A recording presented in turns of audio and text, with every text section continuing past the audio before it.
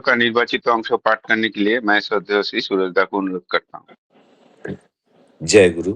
आलोचना प्रसंग षष्ठ खंड, date 13th December 1945, page 175 176। Satish বাবু, যদি ভগবানে বিশ্বাস রাখি এবং তাকে ডাকি তাহলে তো হতে পারে। सतीश बाबू ठाकुर जी से बोल रहे हैं कि अगर भगवान पे विश्वास रखता हूं और उन्हें पुकारता हूं तो ही तो हो सकता है। सीसी ठाकुर, आकाशेर भगवान के আমরা বোধ করতে পারি না। सीसी ठाकुर जी इस बात पे कहने लगे कि आसमान के भगवान को हम बोध नहीं कर पाते हैं। তিনি ভালো কাজেও উৎসাহ দেন না, মন্দ কাজেও বাধা দেন না। वे अच्छे कर्म में भी उत्साह नहीं देते हैं और बुरे कर्म में भी बाधा नहीं देते हैं। विग्रहेर सामने प्रणाम करे যদি কেউ চুরি করতে যায়, विग्रह ডেকে বলেন না, সে কি তুই চুরি করবি কেন? विग्रह के सामने प्रणाम करके अगर कोई चोरी करने जाता है तो विग्रह उसे बुलाकर ये नहीं कहता है कि अरे तू चोरी क्यों करेगा। किंतु जीवन तो आचार्य व गुरु लागे ही, लेकिन जीवंत आचार्य या गुरु लगता ही है। ताछाड़ा एडजस्टमेंट नियंत्रण হয় না। इसके अलावा एडजस्टमेंट यानी कि नियंत्रण नहीं होती है। गुरु पूजा बात दिए ताई कोनो का पूजा হয় না, इसलिए गुरु पूजा को छोड़कर कोई पूजा नहीं होती। शास्त्रे बोले सर्वदेवमय गुरु, शास्त्र में कहा जाता है सर्वदेवमय गुरु। सतीश बाबू, सोस्ट्रा तो इनफाइनाइट असीम। सतीश बाबू ठाकुर जी से कहने लगे कि सस्ट्रा तो इनफाइनाइट असीम है। सीसी ठाकुर, इनफाइनाइट असीम, फाइनाइट ससीम आगे कहो कहनो। सीसी ठाकुर जी कहने लगे कि इनफाइनाइट असीम, फाइनाइट ससीम पहले क्यों कहते हो? भातेर आगे फैन गालो कहनो? चावल से पहले चावल का पानी क्यों निकालते हो? आचार्य व सदगुरु के धरो, आचार्य या फिर सदगुरु को पकड़ो, तार निर्देश मतो करो चलो, उनके निर्देश अनुसार करो चलो, करार भीतर दिए हओ, करने के द्वारा बनो। করে হওয়ার ভিতর দিয়ে যে বোধ হয় তাকে বলে অনুভূতি বা रियलाइजेशन, उपलब्धि। करने के द्वारा जो बोध होता है उसे कहा जाता है अनुभूति या रियलाइजेशन, उपलब्धि। गीता আছে এক ভক্তি বিশেষতে, गीता में कहा गया है एक भक्ति विशेषते। ताई आचार्य एकाग्र निष्ठा चाहिए और इसीलिए आचार्य में एकाग्र निष्ठा चाहिए। फिजिक शरीर, माइंड, मन ও স্পিরিট আত্মা এই তিনই একযোগে লাগাতে হয় তার সেবায়, তার ইচ্ছার পরিপূরণে। फिजिक यानी कि शरीर, माइंड यानी कि मन और स्पिरिट यानी कि आत्मा, ये तीनों को एक साथ उनके सेवा में लगाना पड़ता है उनकी इच्छा के परिपूर्ति के लिए। নইলে এক ভক্তি হয় না, ঘাটতি থেকে যায়। नहीं तो एक भक्ति नहीं होती, कभी रह जाती है। ভক্ত মানে ইষ্টার্থে অক্লান্ত কর্মী এবং তা যথাসম্ভব সত্তার সবখানি নিয়ে सब दिक दिए। भक्त का मतलब होता है इष्टार्थ में अक्लांत कर्मी, अर्थात और एवं वो यथासंभव सत्ता का सब कुछ लेकर सब तरफ से। सतीश बाबू, फिजिकल साइड शारीरिक दिक बात दिए स्पिरिचुअल साइड आध्यात्मिक दिक निये थाकले হয় না। सतीश बाबू ठाकुर जी से प्रश्न पूछ रहे हैं। वे पूछ रहे हैं कि फिजिकल साइड यानी कि शारीरिक दिक को छोड़कर स्पिरिचुअल साइड यानी कि आध्यात्मिक दिक लेकर चलने से नहीं होगा। सीसी ठाकुर, সত্তার কোনো একটা দিককে জখম করলে অন্য দিকও জখম হবে সেই পরিমাণে। सीसी ठाकुर जी इस प्रश्न का उत्तर देते हुए कह रहे हैं कि सत्ता का किसी एक तरफ को जख्मी करने पर दूसरा तरफ भी जख्मी होता है उसी अनुपात से। स्पिरिचुअलिटी आध्यात्मिकता शरीर बात दिए नয়, स्पिरिचुअलिटी यानी कि आध्यात्मिकता शरीर को छोड़कर नहीं है। शरीर ठीक ना रखले स्पिरिचुअल कल्चर आध्यात्मिक अनुशीलनও হয় না। शरीर ठीक न रखने पर स्पिरिचुअल कल्चर यानी कि आध्यात्मिक अनुशीलन भी नहीं होती है। তাই বলে শরীর মাদম খলু ধর্ম সাধনম, যা যা নিয়ে জীবন তার সব দিককার সুসঙ্গতি সাধনই হলো ধর্ম। কারণ ওই সুসঙ্গত চলনই সত্তাটাকে ঠিকভাবে ধরে রেখে বৃদ্ধির দিকে নিয়ে যায়।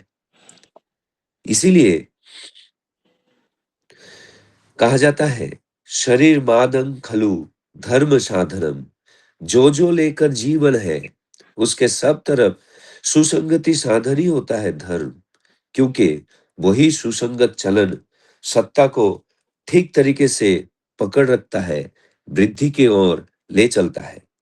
সেই জন্য ধর্মের পূর্ণতার জন্য চাই আইডিয়াল, আদর্শ, ইন্ডিভিজুয়াল, বেস্টি ও এনভায়রনমেন্ট, পরিবেশ। এই তিনের कोऑर्डिनेशन, समन्वय।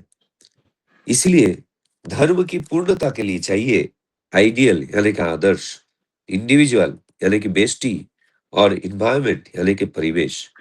इन तीनों के अंदर कोऑर्डिनेशन यानी कि समन्वय।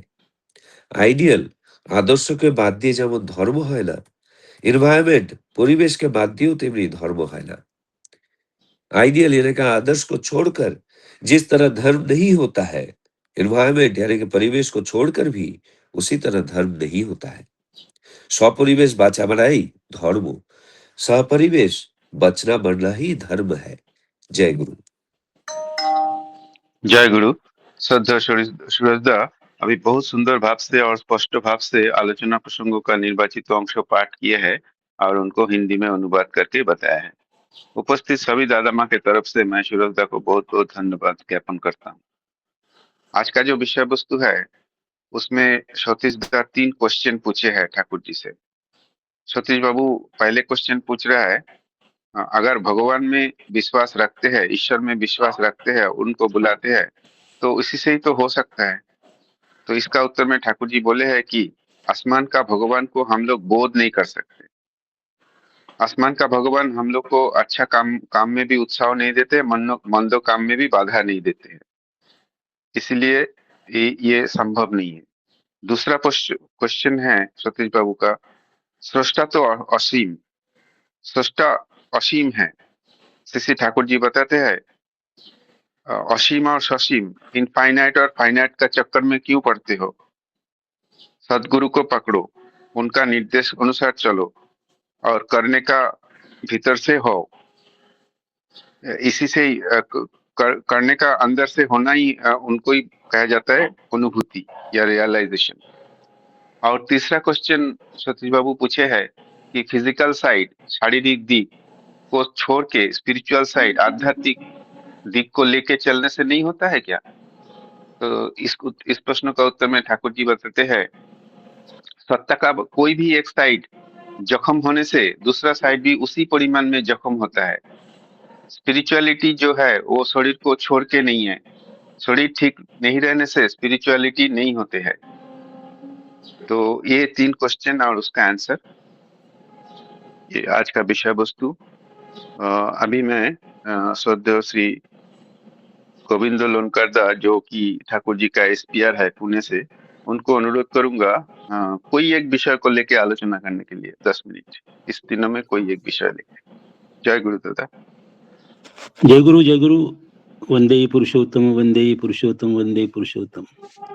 सभी उपस्थितों को मेरा हार्दिक जय गुरु यथार्थ प्रणाम, प्रेम प्रीति भालोबासा। सुंदर भाव से आज का ये जो विषय, कल ही ये विषय पे चर्चा हो रही थी, आज भी वो विषय के लिए एक महत्वपूर्ण और एक अर्थपूर्ण सा विषय, परमपिता का जो कहना है वो 3 सवाल का हमारे सोमनाथ दा ने उसका शॉर्ट में बताया है। इसमें से एक अनुभूति का जो बात है, मैं जो अभी दौड़ा गया था तो हमारे शशिकांत भाई बोले थे, दादा आपका अनुभूति अभी जो गए थे उसका बताना है। तो उसके ऊपर ही जो सतीश बाबू ने प्रश्न किया था, सृष्टिकर्ता तो अनंत इनफाइट है, उसके बारे में हमारे परमपिता बोल रहे कि पहले अनंत और सीमित की बात क्यों करते हो, बात से पहले झाग क्यों निकालते हो, पहले आचार्य सदगुरु को ग्रहण करो, उनके निर्देशानुसार आचरण करो, चल करते करते ही बनना होता है।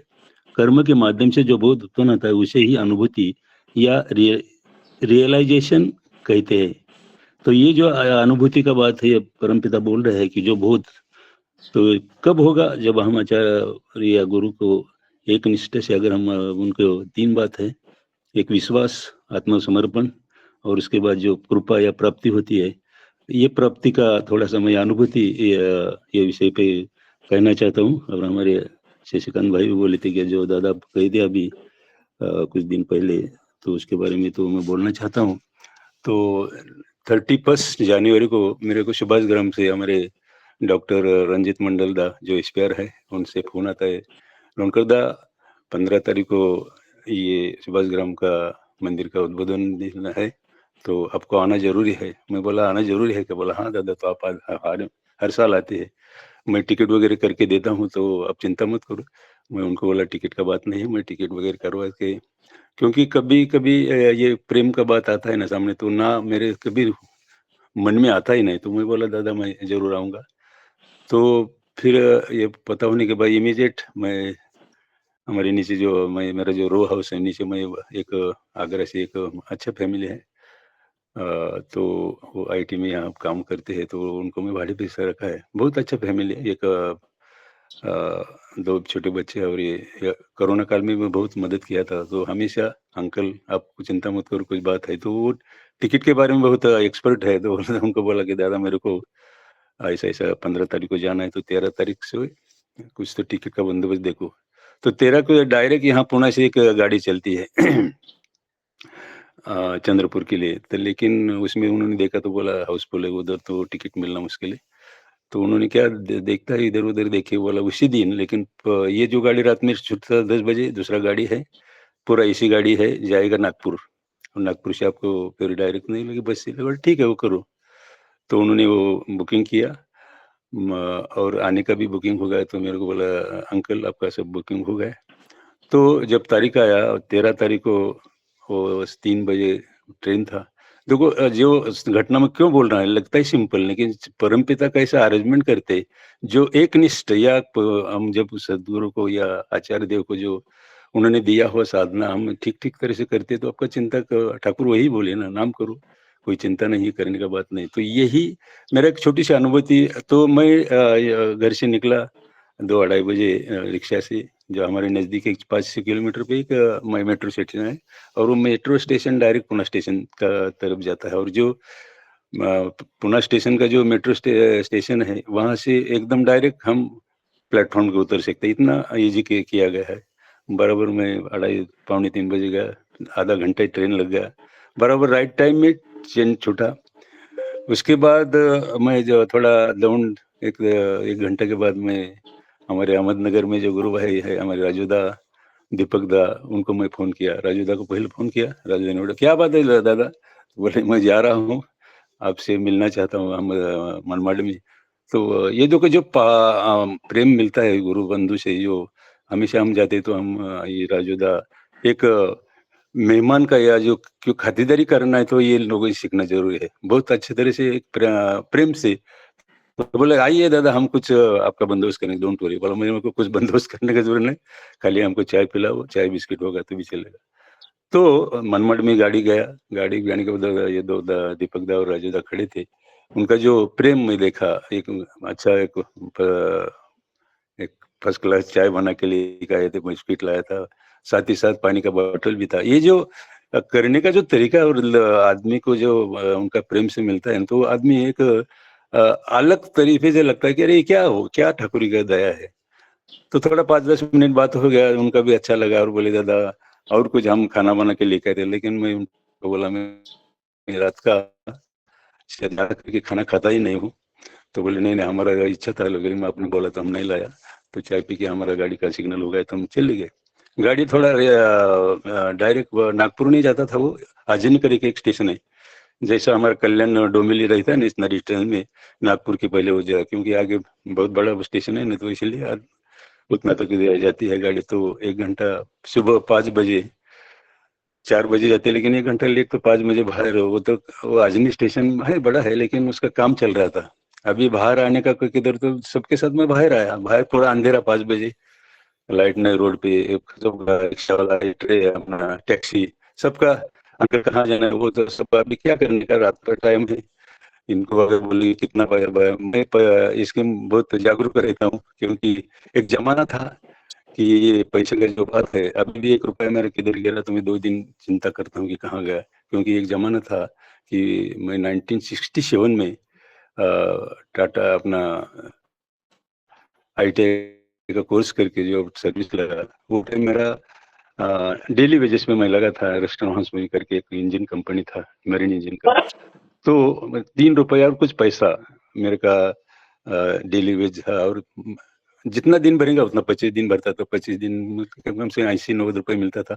उसमें से 20 रुपये कैंटीन जाता था, और बाकी जो बचता था उसमें से घर में भी पैसा भेजना पड़ता था। लेकिन वो टाइम इतना पैसे का वैल्यू था, खिसे में अगर 10-15 रुपये रहेगा तो भी चलता था 1 महीना। तो कभी-कभी एक छुट्टी का दिन मैं पुणे में जाता था। पुणे जाने के लिए भी बस का कितनी 20-25 पैसा भाड़ा था। और एक वो टाइम राइस प्लेट चलता था, बहुत कई-कई होटल ऐसा था, राइस प्लेट बहुत मिलता था अच्छा। किसी में 2-3 रुपए रहेगा तो बहुत होता था। लेकिन जब मैं राइस प्लेट लेता था, तो 75 या 70 पैसा राइस प्लेट था। उसमें 3-4 पूरी, एक छोटा-सा चावल और सब्जी 2, और काका और पापड़। लेकिन उसमें पेट भरता नहीं था। लेकिन अगर ज़्यादा माँगेगा तो किसी में पैसा नहीं, तो ज़्यादा पानी पीने का, तो पेट भर गया तो थोड़ा समाधान उतना ही, और फिर आने का। तो तब से एक पैसे का जो वैल्यू है, अभी भी इसका मैं बहुत है, इसीलिए बाहर आया। अभी डायरेक्ट मैं रिक्शा वाले को बोला अब नहीं जाने का, नहीं। उधर जो रेलवे का जो प्लेटफ़ॉर्म के 2 रेलवे कर्मचारी खड़े थे, एक लेडीज़ थी, और उनको जाके मैं पूछा कि सर मेरे को बस स्टॉप जाना है, मैं चंद्रपुर जा। तो बोले अंकल आपको एक अभी रिक्शा तो देना ही लेना ही पड़ेगा, और जो पैसा है उसमें से आपको बोलेंगे 150, लेकिन 100 से ऊपर मत देना। तो थोड़ा सा आइडिया में बाहर आया, खड़ा था आदमी, थोड़ा कहाँ जाना है? बोले बस स्टॉप। बोले चलो जा छोड़ते हैं। बोला, मैं बोला कितना लेगा? तो 120। तो मैं बोला 100 लेते हैं ना? नहीं नहीं दादा, ये टाइम हमको कोई सवारी नहीं मिलता, अगर सवारी मिला तो आपका 100 लेगा। आगे थोड़ा आया तो एक सवारी मिला, उन्होंने 100 हमको छोड़ा। विशेष करके जब मैं जो आजनी बस स्टैंड है ना, इतना बड़ा बस स्टैंड है वहाँ, कि सब गाड़ी सुबह-सुबह इतना लगा सब जगह जाने का, लेकिन एक गाड़ी ऐसा लगा था, मैं इंक्वायरी में गया, इंक्वायरी में बोला मेरे को चंद्रपुर जाना है, तो बोला 15 नंबर पे गाड़ी लगा है, एसी बस है, ये बस है। तो मैं गया तो इमीडिएट मेरे को बस मिला। ये जो इंतजाम होता है ना, रुकना नहीं पड़ता है। थोड़ा समय 5 मिनट टाइम होता तो मैं चाय पिया उधर, चाय भी अच्छा गुड़ का चाय मिलता है। फिर वहाँ से निकला, 2 अढ़ाई घंटे में, अढ़ाई घंटा लगता है चंद्रपुर जाने के लिए। इतना ऑड जगह है वो जाने के लिए, सुभाष ग्राम। भी 2-3 जगह बस पकड़ना पड़ता है। फिर वहाँ चंद्रपुर में आया, तो चंद्रपुर में आने के पहले ही मेरे को हमारे रंजीत दा का फ़ोन आया था। दादा कहाँ हैं आप? बोले ऐसा-ऐसा। ठीक है, मैं आप चंद्रपुर में अपना बंगाली कैंप है, वहीं छोटा अपना जो सेंटर है वहाँ रुको, उसका भी इंतज़ाम किया है। आपको ललित तरफदार करके है, वो आपको लेके आएँगे बस स्टॉप पे, और आपका खाना-पीना उधर बॉम्बे से 2 अपना एक एसपीआर बोले तो जहाज़ सा, और उनका मिसेस आ रहे हैं, उनको आने के बाद आप मैं गाड़ी भेज रहा हूँ, वो गाड़ी पे आप वहाँ से 93 किलोमीटर सुभाष ग्राम है चंद्रपुर से। तो वहाँ गया, मेरा इंतज़ाम सब इतना इतना लोग प्रेम से करते, वो गाड़ी लेके आया मेरे को, फिर वो स्टेशन पे लेके गया, अपना केंद्र पे लेके गया, फिर इधर नहाना-धोना सब उन्होंने अच्छा-अच्छा टिफ़िन लेके आया, और थोड़ा आराम करो आप। तब ये इमीडिएट वो जो गाड़ी सुभाष ग्राम, वो भी आके बोला दादा जय गुरु जय गुरु। तो ये जो होता है, लोग क्यों करते पता नहीं, लेकिन ये जो मेरा जो अभी तक इतना जगह मैं जाता, तो ये जो ये प्रेम और जो सेवा देने का भाव रहता है ना, तो मैं कभी-कभी गदगद होता हूँ कि फिर ये हमारे जहाँ सादा आए, उनका उनका भी खरीदारी किया, उनका खाना-पीना खिलाया। हम वहाँ से गाड़ी लेके, वो जो आदमी आया था दादा, उन्होंने हमको वहाँ से बराबर, हम शाम को 6 बजे, 6:10 को कुछ तो भी प्रेयर था वहाँ, तो वो प्रेयर के टाइम पहुँचा। वहाँ प्रेयर के टाइम प्रेयर किया। इतना सुंदर जगह है, जंगल है बहुत, और एक ऑड सी ये एरिया है, जाने के लिए बहुत कष्ट होता है, लेकिन गाड़ी था इसलिए कुछ प्रॉब्लम नहीं। तो बहुत जंगल झाड़ी है और नक्सलवादी एरिया है, और पूरा बंगाली लोग है वहाँ, क्योंकि गवर्नमेंट एक टाइम जब फाइनली हो गया था, तब से जो रिफ्यूजी लोग है, उनको वहाँ घर-द्वार देके, ज़मीन देके सब इतना सेटल किया है उन लोगों को, तो इसलिए बांग्ला लोग ही सभी है। शाम का वहाँ प्रेयर हुआ है, फिर सुबह दिन भर, ज़्यादा टाइम नहीं लूँगा, दिन भर कार्यक्रम हुआ, वहाँ भी मेरे को एक अलग बोले दादा आप कुछ भजन गा सकते तो गाइए, मैं एक अच्छा कीर्तन गाया।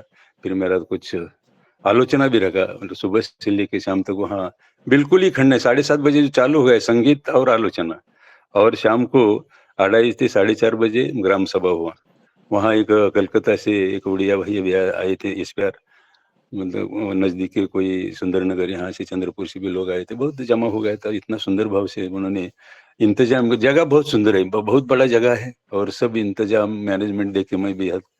तो उसके बाद वहाँ फिर एक दिन रुकना पड़ा। दूसरे दिन वो रंजित मंडल था, और ये जब नया जगह जाते हैं ना, तो हर एक जगह से वो मध्य प्रदेश से भी कोई आचार्य लोग, ये इंस्पायर लोग आए थे। उनसे मिलने के बाद अलग अलग एक पहचान होता है, अलग अलग एक सुनने को मिलता है। तो वो होने के बाद शाम का प्रार्थना हुआ, तब सब ये निकल गए थे। मिनिमम हम लोग जार सादा और जो कलकत्ता से उड़िया इंस्पायर आए थे, 2-3 उनके साथ, और हम उसके बाद थोड़ी बात हो गया, भंडारा हो गया। सुबह उठने के बाद मेरे गाड़ी था शाम को 6 बजे, तो जल्दी निकलना जरूर है, नागपुर आने का है। तो रंजित मंडल दादा, नहीं नहीं दादा, ऐसा कैसे जाएंगे आप, हम सब मिलके अभी खाना खाएंगे। बोला दादा इधर खाना खा के बैठे तो मेरा गाड़ी चला जाएगा। तो बोला ठीक है। वहां से 20 किलोमीटर दूसरा जाने आने के लिए कुछ नहीं, उन्होंने गाड़ी निकाला, बोला ये आष्टी करके एक जगह है, 25-30 किलोमीटर वो सुभाष ग्राम से, बोला वहां से आपको बहुत सारा गाड़ी मिलेगा। फिर मेरे को वहां छोड़ा। इतने में वो देखो, ये सब सिस्टमेटिकली कैसा होता है, मैं भी कभी अचंभ, इमीडिएट एक एसी बस आता है, वो जाता है नागपुर। लेकिन मेरे को इमीडिएट नागपुर नहीं जाने का था, कि हमारे जो इधर पुणे में एक गुरु बंधु है, अमित कैसे मेरा ऐसा रॉय करके, उनका माँ पिताजी चंद्रपुर में है। तो वही मेरे को मिले कि दादा कल जा रहे हैं आप तो मेरे घर में, हमारे घर में आइए, हमको आपको जाने आने का बस स्टॉप से एक लेके आएंगे, खाना खाइए अच्छी तरह, आपको टिफिन देंगे शाम को, और आपको फिर वापस बस स्टॉप में छोड़ेगा। ये कंटिन्यूटी अगर, क्योंकि इतना सब सारे बसेस चेंज करके बहुत टाइम जाता है, लेकिन जहाँ गया इमीडिएट बस आता है, बस मिलता है, फिर वहां से वो दादा आते रॉय करके, फिर मैं वो मेरे को लेके जाते बस स्टॉप से, खाना पीना, वो माँ इतना अच्छा सुंदर खाना बनाया था, खाना पीना खा के फिर उन्होंने मेरे को बस स्टॉप पे छोड़ा। वो माँ ने 2 रोटी 1 सब्जी दिया था, और फिर बोले रात में खाए, बोला रात में मैं इतना मामूली इतना खाइए। तो ये जो प्रेम मिला, फिर मैं जब बस स्टॉप पे आता है तो उधर मैं चंद्रपुर, मेरे को नागपुर जाना है अभी, तो बाहर वो इंक्वायरी किया तो बोले अभी अभी अभी गाड़ी गया है, पता नहीं, लेकिन एकदम 2 गाड़ियां था नागपुर के लिए, और ये भी एसी। तो उसमें से एक में बैठा भी, मेरे हाथ में बहुत टाइम था, बोले चलो। तो एक जब हम ऑनलाइन सत्संग करते, तो मैं नागपुर से एक निभा भट्टाचार्य जी, एक माँ थी, वो अच्छा गाना गाती, तो मैं हमेशा उनको बुलाता था। तो मैं उनको फोन किया, वो बोले दादा कहाँ है, मैं चंद्रपुर में, मैं नागपुर से फिर पुणे जाऊंगा। बोले मैं नागपुर में रहती, कहते मैं, मेरा एक रिक्वेस्ट है कि मैं हमारे घर में आपका पाव लगे तो मेरे को अच्छा लगेगा। देखो माँ, अगर टाइम रहेगा तो मैं आऊंगा। तो फिर नागपुर में उतरा, 1 घंटा मेरे को टाइम था, लेकिन ये भीड़-भाड़ में उनको मैं फ़ोन किया, माँ अभी आना मुश्किल है। बोले मैं भी आती थी, लेकिन मेरा बेटा बाहर गया है, और वो उधर इतना ट्रैफिक रहता है ना, मैं स्टेशन की तरफ, रेलवे स्टेशन। माँ अभी आप हड़बड़ी मत कीजिए। इमीडिएट मैं वहाँ से रिक्शा करके स्टेशन पे आया। गाड़ी भी आधा घंटा पहले लगा था। फिर गाड़ी 6 बजे था, 5:30 बजे आराम से हम बैठे। 6 बजे गाड़ी से, एक्सप्रेस गाड़ी था, और गाड़ी इतना पुराना था पहले कभी का, लेकिन उन्होंने इतना इन टाइम में, दूसरा दिन जब मैं 6 बजे बैठा, और दूसरा दिन मंगलवार के दिन सुबह 9 बजे पुणे स्टेशन पे। अभी अभी यहाँ से मेरे को जाने के मेट्रो पकड़ना पड़ेगा, उसके बाद उतरने के बाद रिक्शा करके घर में जाना, तो मिनिमम 1-1.5 घंटा तो लगेगा। लेकिन मेरे जो नीचे भाड़ेकरू है, वो हाँ पुणे में कुछ काम के लिए या कुछ मेडिटेशन के लिए रोज हमेशा चिंचवड टू पुणे सुबह आते थे। तो मेरे को इमीडिएट ध्यान में आया, अरे ये आदमी आया रहेगा। मैं उनको फोन किया, तो बोला दादा मैं इधर ही हूँ, अभी मैं निकलने वाला हूँ, आपका स्टेशन में बाहर आइए, हम आपको कैच करके हम साथ में जाएंगे। तो बाहर आया तो वो बाहर खड़ा ही था।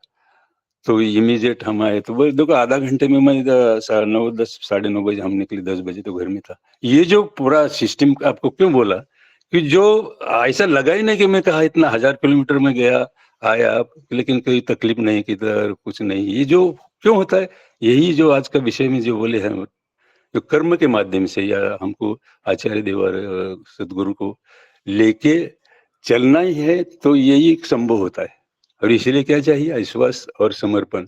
शायद मेरा लगता है कि मेरा 10 मिनट हो गए, चला गया है। बहुत सारी अनुभूति ऐसा होता है, ये इसका एक ही कारण मैं समझता हूँ। कौन क्या करता है नहीं मैं देखता हूँ, लेकिन मेरे परमपिता ने जो एक विश्वास के साथ हमको जो कुछ करने को बोला उसको करेंगे, तो ये ऑटोमेटिकली आपको प्लान ऑटोमेटिकली परमपिता करते रहते हैं। तो इतना सहज, मैं जाने के पहले मेरा मिसेस बोल रही थी आप अकेला मत जाइए, जाने का ये नहीं है। बहुत विरोध हो गया। हमारे लड़के लोग भी बोले कि अंकल अपना पिताजी आप अकेले मत जाइए, इतना लंबा है। लेकिन मेरा तो इच्छा था, मैं बोला अभी अकेले इसलिए मेरे को छोड़ नहीं रहे थे। अगली बार मैं अकेले नहीं जाऊँगा, इसलिए मेरे को परवानगी मिला। लोनकर माँ बोले अगले टाइम हम अगर कोई साथ में नहीं तो भेजूँगा। बोले उनका भी एज हो, बोले कि उनका भी बराबर है, एज हो गया। तो इतना ही, ज़्यादा कुछ नहीं, लेकिन एक अनुभूति, एक पहली बार इतना सिस्टमैटिक, और कोई भी इधर-उधर टाइम वेस्ट ना होता, जो आज ये मेरा सफ़र हुआ और इतना लोगों से प्रेम मिला, ये कहाँ मिलता है। जय गुरु, वंदे पुरुषोत्तम, वंदे पुरुषोत्तम। जय गुरु दादा। बहुत सुंदर अनुभूति श्रद्धेय लोनकरदा बता रहे थे। एक जैसा लग रहा था एक भ्रमण कहानी सुन रहा हूँ, और सब कुछ कितना स्मूथली हुआ, और लोग कितना उनको सहयोग किया है। ठाकुर जी का काम में जा रहे थे, इसलिए सबसे प्रेम मिला, सहयोग मिला, और सब कुछ स्मूथली हुआ। एक बहुत सुंदर आलोचना रखे है श्रद्धेय श्री लोनकरदा। अभी मैं आलोचना करने के लिए श्रद्धेय शशिकांत दादा को अनुरोध करूंगा। जो कल दादा ने आलोचना कर रहे थे, पहला पैराग्राफ थोड़ा आलोचना किया है, दूसरा पैराग्राफ में जो है फाइनाइट और इनफाइनाइट का जो कॉन्सेप्ट है, उसका ऊपर थोड़ा आलोकपात करें श्रद्धेय श्री शशिकांत दादा। जय गुरु, सबको जय गुरु। वंदे पुरुषोत्तमम, वंदे पुरुषोत्तमम, वंदे पुरुषोत्तमम। अभी लंकरदा का बातें जो सुन रहा था, जे अनुभूति जो वो बोलते हैं, वो जीवनीय बातें करते हैं, और यही ठाकुर जी यही चाहते थे, जे आप जो जीवंत बातें करें। जे जीवन में कोई अनुभूति नहीं है तो वो अनुभूति केवल वाचक ज्ञान का छड़ा और कुछ भी नहीं है। तो कर्म के माध्यम से और अनुभूति के द्वारा जो जाना जाता है वही प्रकृष्ट ज्ञान होता है। और उनका जो ज्ञान हमारे साथ तो शेयर करते हैं। मैं क्यों बार बार बोलता हूँ, जे खुद का जीवन में जब तक वो अनुभूति के भीतर दे के वो सबको हम वो जाना नहीं जाता है, तो वो बुक्स वाला, किताब वाला ज्ञान होके रह जाता है। तो बहुत सुंदर भाव से अभी सुभाष ग्राम का जो अभी उत्सव अटेंड करके आए, तो हर वक्त तो वो यहाँ पर भी जब गुजरात में गए थे अंकलेश्वर, तो तब एक बहुत अच्छा अनुभूति बताए थे। अभी सुभाष ग्राम का अनुभूति बताए, तो मैं 2 दिन से फॉलोअप कर रहा था लंकोरदा को, जे आप कब रिटर्न आ रहे हो। तो कल एक दिन रेस्ट हुआ। अभी वो हम लोग भी नहीं चाहते हैं वो अकेला जाए। अभी बोल रहे थे, लंकर माँ बोले हैं जे अकेला नहीं छोड़ने के लिए, एटलीस्ट किसी को लेके जाना चाहिए। तो हमारा तो उनका ऑलवेज इष्ट मंगल जीवन यापन को ठाकुर जी के चरण में प्रार्थना करता हूँ। बाकी रहा आज का जो विषय वस्तु, कल आलोचना नहीं हो पाता तो आज करेंगे। तो ठाकुर जी के पास जो पूछा जा रहा था, जो बातें हो रहा था, जे केवल जे विश्वास रखने से और ईश्वर का जे क्या वो चलेगा नहीं, साकार मूर्ति को ग्रहण करने का आवश्यकता कुछ नहीं है। इसका एक कॉन्सेप्चुअली था, जो क्वेश्चन था सती बाबू के पास, वो तो पूछ रहे थे। तो श्री ठाकुर जी वही बातें बोल रहे हैं, जे यदि कोई हमारे सामने, हम जिसको प्रणाम कर रहे हैं, पूजा कर रहे हैं, वो पत्थर का है कि मूर्ति का खाली रहेगा, तो हम लोग कोई विपद काम में चोरी काम कर रहे हैं तो मना भी नहीं करेंगे कि कोई आनंददायक काम करेंगे, उसमें प्रेरणा भी नहीं मिलेगा। तो श्री ठाकुर जी यहाँ पर क्लियर कर दिए हैं, जे कुछ भी हो जीवन में, जीवंत आदर्श मतलब आचार्य व सदगुरु। मैं कल 2-3 कॉलीग को वही बातें कर रहा था, जे जीवन में सदगुरु का आवश्यकता क्या है। एवरी 5 मिनट 10 मिनट में समाज में आप नहीं बता दोगे जे जीवन में आदर्श का आवश्यकता इसलिए है, देन आपको ये होगा। जे कल एक व्यक्ति मेरा कॉलीग मुझे पूछ रहा था, जी सर आपको क्या जगत में सब कुछ पता है। क्यों वो पूछा मुझे ये क्वेश्चन, क्योंकि जितना भी कल दिन भर का करीबन एक 10 घंटा का मीटिंग था, हम 9 घंटा काम करते हैं, पर सुबह से रात तक कंटिन्यूस 5 मिनट नहीं। मैं कल पानी एक बोतल में काम चला, मतलब कंटिन्यूस चल रहा है एक मीटिंग का कॉन्फ्रेंस, जिसका आंसर मैं दे रहा हूँ ऑफिस में। तो वो मुझे पूछ रहे थे कि आपको सब कुछ पता है, ये कॉन्फिडेंस कहाँ आता है। मैं कल वही बातें उनको आंसर दिया, जे सब कुछ मुझे पता नहीं, बट मैं जिसको फॉलो करता हूँ उनको सब कुछ पता है। जब मैं ट्यून्ड रहता हूँ, किसके साथ जुक्त रहता हूँ, जैसे मैं कल एक एग्जाम्पल दे रहा था ऑफिस में, वो जे एक तार है, कंडक्टर है, उसमें जब तक विद्युत प्रभाव नहीं होता है तो आप इसको छुओ कुछ भी करो कुछ नहीं होता है। अब वो डिटाच है तो आपको डर नहीं, आप पकड़ सकते हो। बट उसको लेके आप जब कोई प्रभावित विद्युत के साथ युक्त कर देते हो और स्विच लगा देते हो, आपको करोड़ों रुपया देने से भी आप उसको टच नहीं करोगे, क्योंकि आपका कॉन्शियस में चला गया जी ये उसके अंदर विद्युत है, इलेक्ट्रिसिटी है। हमारा अवस्था वही हो चुका है अभी, हमारा अवस्था वही हो चुका है, क्योंकि हम लोग युक्त हो चुके। और ये युक्त कैसे हो गए ना, डायरेक्टली कल मैं बोल रहा था ऑफिस में, युक्त होने का प्रक्रिया जे सदगुरु के पास दीक्षा लेना जाके। डर लगता है ऑफिस में बात करने के लिए, लोग बोलेंगे ये क्या बात कर रहा है आध्यात्मिक बात, बट हर चीज को आप जोड़ के लेके उधर पहुंचा दोगे ना, क्योंकि आप ऑफिस में जब आपका कर्म जीवन में व्याघात रहेगा तो ये बातें आप उठा नहीं पाओगे, तो बोलेंगे तो कुछ नहीं कर पाता, ऑलवेज गाली सुनता है मैनेजर से, तो आपके आदर्श के प्रति आकर्षित तो क्यों होंगे। इसीलिए श्री ठाकुर जी बोलते हैं जे आपका जीवन में आचार्य और गुरु को ग्रहण करने से जीवन नियंत्रित होता है। मेरा मैनेजर जो है मुझे साहस नहीं करेगा, ये वर्ड में यूज करता हूँ। मेरा मैनेजर जो है मुझे साहस नहीं करेगा, एक वर्ड यूज करता है जे इज्जत बचा लो, शशिकांत तुम्हारा इज्जत बचा लो, ये वर्ड कर सकता है, बट गाली नहीं दे सकता है। क्योंकि कर्म जीवन में जब हम ईश्वर का जो बात करते हैं, जो सदगुरु का हम शरणापन्न हुए हैं, तो हमारा सारे काम परफेक्ट के दिग में जाएगा, प्रयास भी रहेगा। हाँ, हम लोग सक्सेस नहीं हो सकते, बट हम लोग चेष्टा, ऐसा शब्द जो होता है हम नहीं करेंगे ऐसा नहीं है। इसके बाद श्री ठाकुर जी बोलते हैं गुरु को पकड़ने से हर दिगत से उन्नयन होगा, व तुम्हारा कॉम्प्लेक्स के ऊपर नियंत्रण आएगा।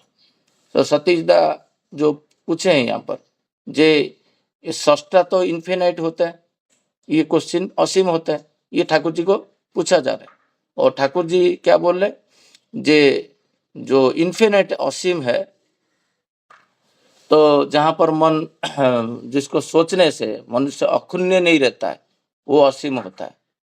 और जो सत्यानुसरण का देखोगे पूरा लास्ट पेज में है, और जिसको मन सोचने से मन का अक्षुण्णता नहीं नष्ट होता है वो ससीम होता है। मतलब एक समुद्र के किनारे में आप जाके खड़ा होगे और प्रशांत महासागर के साइड में उसमें कितना लंबा पानी है, कितना वॉल्यूम का पानी है, वो आकलन करना मनुष्य का मन ठीक नहीं रहता है, तो वहां पर वो हो जाता है असीम। श्री ठाकुर जी बोल रहे जे इन्फिनिट असीम से पहले आता है फाइनाइट, मतलब ससीम, उसको क्यों नहीं सोच रहे हो। वही होता है, क्योंकि जिसके बारे में क्वेश्चन कर रहे हैं उनका घनीभूत रूप श्री ठाकुर अनुकूल चंद्र है, उनके बारे में नहीं पूछ रहे हैं। पूछ रहे हैं किसका, जे एक जो बात है जे जो जिसका भगवान आकाश में है उनको सावधान रहो, जो जॉर्ज फर्नांडिस साहब बोले हैं। तो ये जो बातें मैं क्यों बोल रहा हूँ, जे मनुष्य कभी इंटरेस्टेड नहीं होता है ससीम के प्रति, क्योंकि दिखता है, और जहाँ पर मन पूरा ये हो जाता है मिराकल के बारे में बहुत ज़्यादा बातचीत करता है। ये बातें एक बार केष्टदा के साथ हुआ था। श्री जी ठाकुर जी बैठे हैं, ये बात मैं बोल चुका हूँ, बट ये क्या हुआ, तो एक छोटा सा अंकुरित में हो रहा है और वो जो पैसेंजर ट्रेन को वेट करके ठाकुर जी बैठे हैं, ये पैसेंजर ट्रेन कब आएगा तो मैं देख के फिर आश्रम जाऊंगा। ये बातें चित हो रहा है। जब केष्टदा उसी से ठाकुर जी बोलते हैं कि ये दिन मेरा अभी आएगा, तो केष्टदा को समझ में नहीं आ रहा है कि मुझे ये दिन देखना पड़ेगा क्या, तो वो फिर उंगली दिखा के दिखाते हैं। तो केष्टदा बोले क्या आप सोच रहे ये जो पेड़ छोटा सा उग रहा है आप ही हो? तो ठाकुर जी बोलते हैं हाँ। तो ये जो बातें करते करते श्री ठाकुर जी बोलते आपका मेरा क्यों अनुभव नहीं होता? तो ठाकुर जी बोलते हैं आप भी चाहोगे तो आपका वो सेल को आप एक्टिवेट करोगे। तो जो ठाकुर जी यहाँ पर जो 3 चीज बोले हैं, जे आपका शरीर और मन आत्मा, तो ये जो एक्टिवेट करके उनको प्रेम करोगे, सेवा दोगे, तो आप अनुभव कर पाओगे। जे ठाकुर जी बोले हर सेल जो होता है एक एक जगत का रिप्रेजेंटेटिव होता है। जब सोलर क्रिएशन था आप भी थे, बट आप भूल गए, मैं भूला नहीं। जो लूनर का भी सृष्टि हुआ था, चंद्रमा का, वो पीरियड में भी एक सेल आपका बॉडी में है, तो वो सेल के ऊपर जो केंद्रित करोगे तो आप देख भी पाओगे वो अवस्था को। जब ऐसे बातचीत चल रहा है, मैं शॉर्टकट में बोल रहा हूँ क्योंकि बातें तो बहुत चीज है, बट टाइम हमारा पास लिमिट है। तो ठाकुर जी के पास जब ये पूछ रहे हैं एक के बाद एक क्वेश्चन, ठाकुर जी बोले और कितना जानोगे, वही असीम इन्फिनिट में पहुंच गए थे केष्टदा। ये जानना ही तो ज्वाला है, ठाकुर जी बोल रहे हैं जितना जानोगे उतना ज्वाला पीड़ा होगा। ठाकुर जी बोलते केंद्रायित हो जाओ, किसके पास? ना सदगुरु के पास। और ये केंद्रायित होने का जैसे वो बोलते हैं वैसे करते जाओ। और ये ब्रह्मांड में जितना जानोगे उतना अज्ञानता है, क्योंकि आपका ज्ञान का परिधि जितना बड़ा है उसके अज्ञानता का परिधि उससे बड़ा है। और यही बातें श्री ठाकुर जी जो बोल रहे, जो क्या करना पड़ेगा, केष्टदा बोल रहे, नॉट सरेंडर टू आइडियल। यहाँ पर ठाकुर जी वही बोलते हैं इन्फेरिटी बारे में क्यों बोल रहे हो? चावल होने से पहले पानी के बारे में, जो झाग के बारे में बातें कर रहे हैं, जे यू हैव टू सरेंडर, मतलब आचार्य इष्ट के आवर्तन काल में आचार्य है, तो आचार्य को मैं अभी तक देखा हूं क्या? बहुत सारे लोग बॉम्बे में, जब मैं 2-3 साल में टिकट काट के लेके जाता था, जो आपके दीक्षा कितना साल हुआ है? ना 18 साल। जे क्या परम पूज्य पाद श्री आचार्य को आप दर्शन के नहीं किया हो, तो फिर टिकट काट के लेके गया हूँ। ये लिंका को पता है, बहुत लोग को हम लोग लेके गए आचार्य देव का दर्शन करने के लिए। जितना बार आपका जीवन है, सब 40 साल का एज है, तो एटलीस्ट 80 बार तो दर्शन करो, 2-2 बार साल में। जब तक आपका आचार्य देव का दर्शन नहीं हुआ है, जो परम पिता ये जगत में आए हैं, जो जिसको तुम सृष्टिकर्ता बोल रहे हो, जो उनका रिप्रेजेंटेटिव है, तो उनका दर्शन नहीं हुआ है। लोग कॉन्सेप्चुअल देखो, बहुत सारा ज्ञानबाजी होता है, बट वो गुरु के पास अभी तक देखे नहीं कि दर्शन नहीं हुआ है जीवन आदर्श का। ये ठाकुर जी यहाँ पर बोल रहे हैं कि आचार्य और सदगुरु का ग्रहण करो, पहले उनके निर्देश जो है उसके हिसाब से करो, चलो, करने के माध्यम से बनो। करके भी बनने की प्रक्रिया से जो बोध होता है वो अनुभूति होता है, रियलाइजेशन होता है। वो इसलिए गीता में कहा गया है एक भक्ति विशिष्टते, माने एकानुरक्ति जो बात हो रहा है, एक के प्रति आकृष्ट होकर उनके प्रति भक्ति, एक के प्रति शेयरिंग नहीं होना चाहिए। नहीं, मेरा प्रभु का जो प्रेम है वो प्रेम में प्रभु से ज्यादा किसी को नहीं करता। पत्नी को, पुत्र को, संसार को, गाड़ी को, बंगला को, जो भी कुछ मैं प्रेम करता हूँ उसका ऊर्ध्व में श्री ठाकुर जी का प्रेम है, तो उनके प्रति अनुरक्त रहो। ये जो बातें श्री ठाकुर जी बोलते हैं वो जैसे बोलते हैं वैसे करना है, उसके ऊपर मैं थोड़ा सा बात करूंगा। ठाकुर जी बोल रहे हैं जो सिंपल चीज है, ये बेसिक चीज जजन जाजन इष्टपति आज का डेट में वो अभ्यात नहीं है, इसलिए उन्नति नहीं हो रहा है।